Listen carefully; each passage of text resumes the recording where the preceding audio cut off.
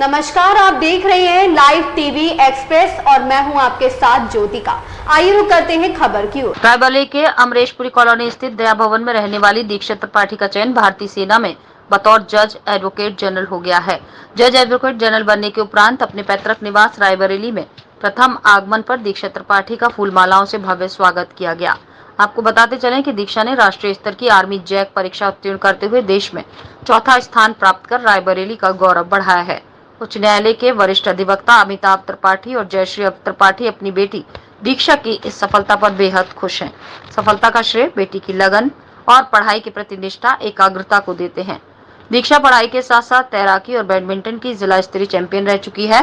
Rotary club के पूर्व अध्यक्ष अरविंद श्रीवास्तव और राइजिंग चाइल्ड स्कूल की प्रधानाचार्य सीमा श्रीवास्तव ने दीक्षा त्रिपाठी का बुके देकर स्वागत किया। अरविंद श्रीवास्तव ने बताया कि दीक्षा के पिता अमिताभ त्रिपाठी स्वयं सेना में जाना चाहते थे, परंतु पारिवारिक जिम्मेदारियों के कारण वो सेना में रहकर देश की सेवा कर पाने से वंचित रहे, किंतु उनकी बेटी दीक्षा ने भारतीय सेना में बतौर जज एडवोकेट जनरल और बेटे अभिनव त्रिपाठी ने लेफ्टिनेंट बनकर पिता अमिताभ त्रिपाठी और मां जयश्री का सपना साकार किया, जो माता पिता के साथ रायबरेली के लिए भी बड़ी उपलब्धि है।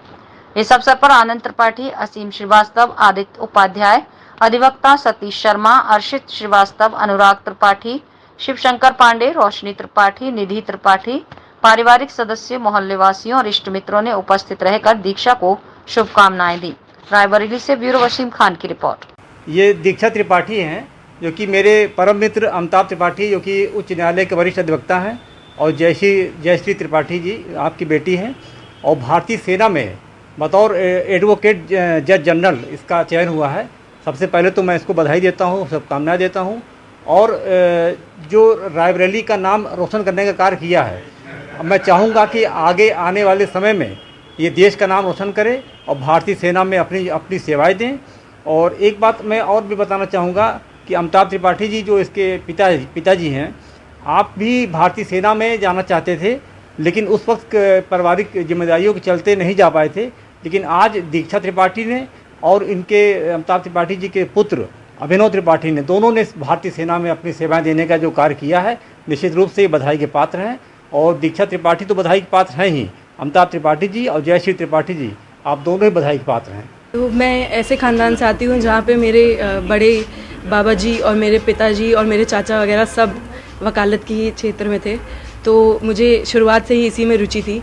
और इसके बाद आगे चलते चलते मेरा छोटा भाई है, वो आर्मी में गया, तो जब मैंने उसे आर्मी में जाते हुए देखा, और मेरे एक दो और इन्फ्लुएंस थे मेरे पापा के दोस्त पहले, तो उन्हें देख के मुझे ये रियलाइज़ हुआ कि मुझे इसी लाइन में जाना है। तो मैं लॉ को लेते हुए आर्मी में जाना चाहती थी, इसीलिए मैं यहाँ आगे बढ़ी। इतनी महत्वपूर्ण बड़ी पोस्ट आपको मिली है, कैसा लग रहा है आपको? बहुत ज़्यादा खुशी की बात है, क्योंकि बहुत मेहनत करनी पड़ी है इसके पीछे, पर उससे ज़्यादा रियलाइज़ हो रहा है कि अभी बहुत रिस्पॉन्सिबिलिटी आने वाली है कंधों पे, शोल्डर पे स्टार्स लगने के बाद, तो उसके लिए तैयारी करनी है आगे। आपके पिताजी हाई कोर्ट के जाने माने बड़े वकील, उनका मार्गदर्शन क्या मिला आपको? उनका तो बहुत ज़्यादा मार्गदर्शन था। मेरे ख्याल से जब से मैं बचपन से बड़ी हुई हूँ, मेरे लिए वो रोल मॉडल जैसे रहे हैं। उन्होंने बहुत ज़्यादा डिसिप्लिन रखा है, एंड आई थिंक वो डिसिप्लिन ही है जिसने मुझे आज यहाँ तक पहुँचाया है। और पोस्ट पे हैं आप, वहाँ तक सीमित रहना चाहते हैं या कुछ और भी आगे सोचा है? ये तो एक शॉर्ट सर्विस कमीशन है, ये परमानेंट कमीशन नहीं है। तो अभी तो मैंने यही सोचा है कि आर्मी में ही करना है और परमानेंट कमीशन तक जाना है। बट अगर नहीं होगा तो फिर आगे देखा जाएगा, फिर मैं लॉ की फील्ड को लेकर आगे बढ़ूँगी। अभी के लिए तो यही है।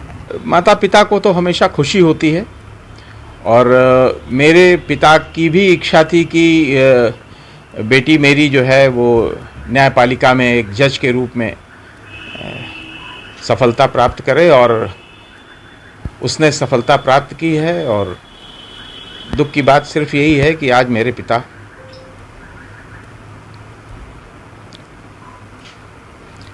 इस खुशी के अवसर पर हम लोगों के साथ नहीं है, लेकिन उनका आशीर्वाद है। इस खबर में बस इतना ही। बने रहिए लाइव टीवी एक्सप्रेस के साथ।